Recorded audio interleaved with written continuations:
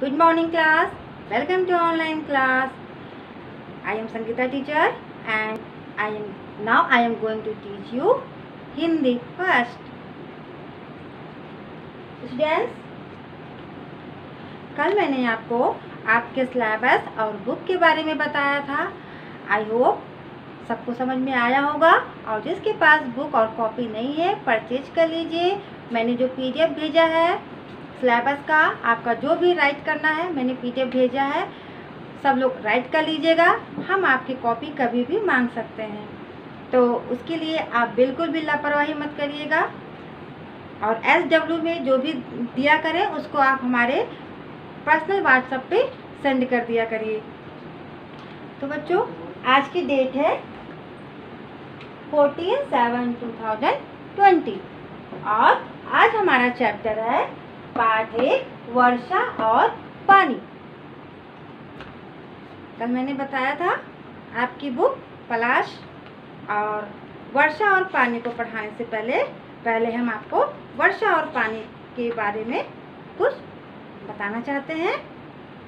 बच्चों, कल हमने आपको पढ़ के बताया था और हमने बताया था कल आपको कि वर्षा हमारे जीवन में कितना उपयोगी है और पानी भी उतना ही उपयोगी है।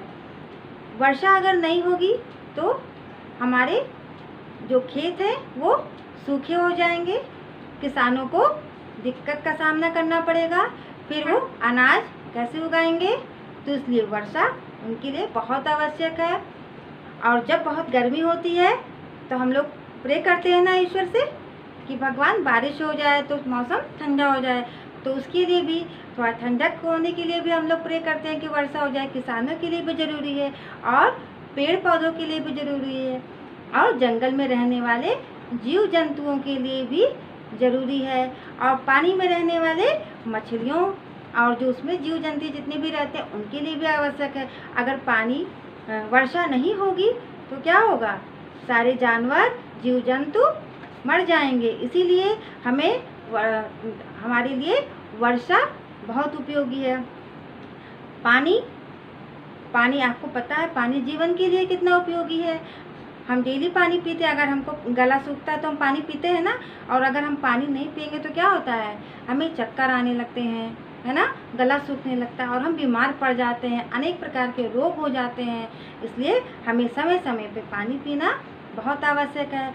और पानी किस काम आता है? पानी आपके नहाने के काम आता है, कपड़े धोने के काम आता है, घर की साफ सफाई के काम आता है ना। और क्या काम आता है? पौधों की सिंचाई करने के काम आता है ना। तभी तो पौधे बड़े होते हैं और उसमें तरह तरह के फूल खिलते हैं। तो हमें पानी वेस्ट नहीं करना चाहिए, है ना। हमें पानी को जितना हो सके उतना ही प्रयोग में लाना चाहिए। तो कल हमने आपको वर्षा और पानी, जो कि पेज नंबर 10 पे है, इसको हमने आपको पढ़ के बताया था। आज हम इसका आपको अर्थ बताएंगे। तो आप लोग अपनी बुक ओपन कर लीजिए, पेज नंबर 10, और ध्यान से सुनिए। पेज नंबर 10 पे है वर्षा और पानी। तो लेट्स स्टार्ट। नानी आज मुझे बतलाना। एक छोटी सी बच्ची है और उसकी एक प्यारी सी नानी है। वो अपनी नानी से प्रश्न पूछती है। क्या पूछती है? पूछती है कि नानी जी, ये वर्षा जो है, जो बारिश होती है, ये जो वर्षा है, ये इतना पानी कहाँ से लाती है? फिर बोलती है अपनी नानी से, मैं सोच न पाऊँ, समझ न पाऊँ।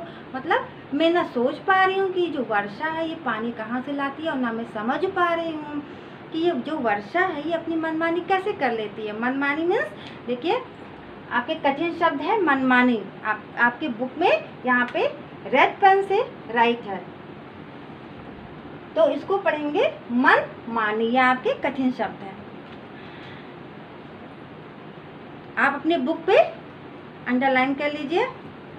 मनमानी मीन्स अपने मन का करना। जैसे बारिश हमेशा तो होती नहीं है, वर्षा हमेशा होती नहीं, कभी धूप निकलता है, कभी छाँव हो जाती है, कभी क्या होता है ठंड पड़ने लगती है, कभी बहुत गर्मी होती है। लेकिन ये जो वर्षा है ये कभी भी बरसने लगता है, कभी भी वर्षा होने लगती है। तो ये अपनी जो मनमानी है, वर्षा जो है अपनी मनमानी कैसे कर लेती है नानी, ये मुझे बिल्कुल समझ में नहीं आ रहा है, हमें आप बताइए। फिर कहती है नानी से अपने कि ऊपर जब मैं देखती हूँ तो ऊपर तो नीला आसमान है, आसमान नीला होता है ना, ऊपर नीला आसमान है और उसके साथ में क्या कह रही है, संग में सूरज चांद सितारे, और ऊपर क्या है उसके साथ में केवल हमें दिन में सूरज दिखता है और रात में चांद दिखता है। चांद मीन्स ये देखिए, चांद कठिन शब्द है, चांद इस पे अंडरलाइन कर लीजिए। चांद जो कठिन शब्द है इस पे अंडरलाइन कर लीजिएगा। चांद मीन्स होता है चंद्रमा, जो रात में आपको दिखाई देता है। तो ऊपर तो हमें दिन में सूरज और रात में चंद्रमा और उसके साथ सितारे और तारे दिखाई देते हैं जो छोटे छोटे चमकते हैं ना। पानी फिर यह कहाँ से आया, समझ ना आई बात हमारे।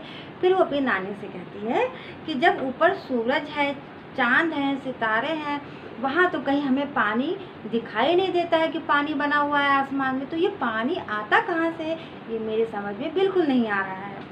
फिर वो अपनी नानी को जब इतनी सारी बातें बता लेती है तो नानी उसका सहजता से उत्तर देते हुए कहती हैं, सूरज की किरणें धरती पर अपने संग है गर्मी लाती, गर्मी जल को भाप बनाकर आसमान तक जा पहुंचाती, ऊपर आसमान में जाकर भाप से काले बादल बनते, उमड़ घुमड़ कर ये बादल ही खूब गरजते खूब बरसते, ऐसे ही पानी से बादल, बादल से फिर बनता पानी।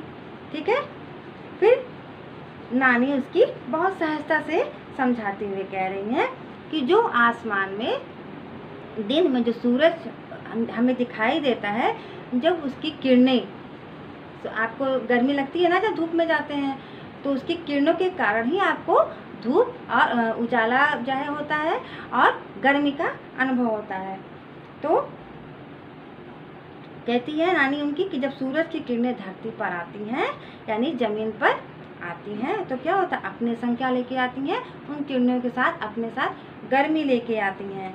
गर्मी से क्या होता है, तो जो सूरज की किरणें जो गर्मी लेके आती हैं, वो जहाँ जहाँ भी जल होता है, पानी होता है, उनको भी गर्म कर देती हैं। हम लोगों को भी गर्मी होती है ना, जब धूप में हम लोग जाते हैं, हम लोगों की पसीना निकलता है ना, ऐसे ही जब जल में जाता है, जल पे रोशनी उसकी प्रकाश की किरणें पड़ती हैं, तो जो सूरज वो पानी है वो गर्म हो जाती हैं। गर्म होके क्या होता है, भाप बनकर आसमान में उड़ने लगता है, जो हमें दिखाई नहीं देता है। ये देखिए, किरणें भी आपका कठिन शब्द है, नोट कर लीजिएगा। किरणें आपका कठिन शब्द है, फिर संग भी आपका कठिन शब्द है और भाप भी आपका कठिन शब्द है। आइए आपको हम एक चित्र के माध्यम से समझाने का प्रयास कर रहे हैं। देखिए, ये क्या है, सूरज की किरणें दिख रहा है बच्चों, सूरज की किरणें हैं। ये देखिए, सूरज की किरणें जब धरती पर आती हैं, जहाँ पे हम सब रहते हैं, तो ये धरती पे आती है, तो जल पे जब पड़ती है, तो जल का पानी क्या होता है, ये जल है, पानी है, जल मीन्स पानी। पानी क्या होता है, गर्म हो जाता है, खूब तेज गर्म हो जाता है। तो जब ये पानी तेजी से गर्म हो जाता है, तो क्या होता है, उसमें से भाप निकलने लगता है ढेर सारा। ये देखिए, ये भाप बनकर ऐसे ऐसे जाके ऊपर आसमान की तरफ उड़ने लगता है। ये देखिए, भाप जा रहा है ना, और हमें ये भाप दिखाई नहीं देता, ये अदृश्य रूप में रहता है, और ये जल की एक गैसीय अवस्था होती है, हमें वो दिखाई नहीं देती है। तो ये क्या होता है, ये भाप बनकर आसमान में जाने लगता है। देखिए, आसमान में गया ना, ये आसमान में जाकर फिर क्या करते हैं, भाप से काले बादल बनते, फिर ये भाप में जाके फिर काले काले बादल बन जाते हैं, है ना। देखिए, बादल ऊपर है ना, बादल आपने देखा है आसमान में, यही बादल कैसे बनते हैं, ये भाप बनकर ऊपर आसमान में काले काले बादल बन जाते हैं। फिर यही काले काले जो बादल होते हैं, उमड़ घुमड़ का मतलब क्या होता है कि चारों तरफ घूम घूम कर ऐसे चारों तरफ घूमते रहते हैं। आप देखते होंगे आसमान में कभी कभी कि बादल चलता रहता है, चलता रहता है, तो वो भी ऐसे घूमते रहते हैं, फैलते वहाँ पे घूम घूम कर क्या करते हैं, गरजते भी हैं। आप कभी कभी देखते होंगे जब बादल खूब ढेर सारे इकट्ठे हो जाते हैं, काले काले छा जाते हैं, तो फिर ऊपर से क्या होती है, जोर जोर की आवाज़ आती है ना, तो उसी को कहते हैं गरजना। आसमान से आवाज़ आती है ना जब बारिश होने वाली होती है, तो उसी को हम बोलते हैं जोर जोर से आवाज़ करना, और उसको हम कहते हैं गरजना। तो उसको कहते हैं गरजना। अब ये जब गरजते हैं तो क्या होता है, फिर जब ये गरजने लगते हैं यही बादल, फिर ये बारिश के रूप में, देखिए बारिश हो रहा है, बारिश के रूप में फिर नीचे आ जाते हैं, और फिर वो पानी का रूप ले लेते हैं, जो हमें दिखाई देता है पानी, है ना। फिर वो जल बन जाता है, पानी बन जाता है। तो इस प्रकार ऐसे ही पानी से बादल, यानी कि पानी ये है, पानी से बादल और बादल से पानी, ऐसे ही बनता है। फिर उसकी नानी कहती है, अब तो जान गई बिटिया तुम कहाँ से लाती वर्षा पानी। तो उसकी नानी फिर कहती है, अब तो बिटिया रानी आपको समझ में आ गया होगा कि ये जो वर्षा है इतना पानी कहाँ से लेके आती है, और मुझे उम्मीद है कि मेरे प्यारे प्यारे बच्चों को भी समझ में आ गया होगा कि जो वर्षा है वो पानी फिर दोबारा कहाँ से लेके आती है।